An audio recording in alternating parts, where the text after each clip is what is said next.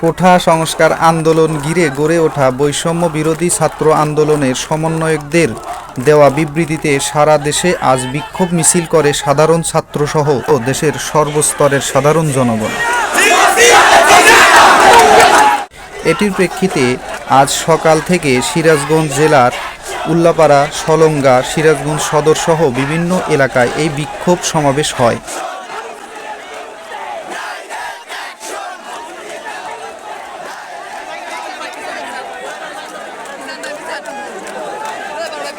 বেলা ৩টার সময় সিরাজগঞ্জ সদরে বাজার স্টেশন এই আন্দোলন শুরু হয়।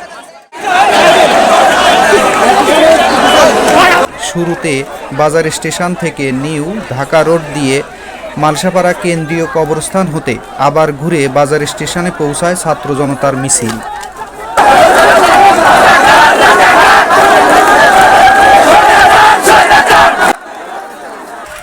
বৃষ্টি মাথায় নিয়ে সেখানে সবাই দীর্ঘক্ষণ আন্দোলন করে। দফা এক দাবি এক, শেখ হাসিনার পদত্যাগ, এই এক দফা দাবি নিয়ে সবাই স্লোগান দিতে থাকে।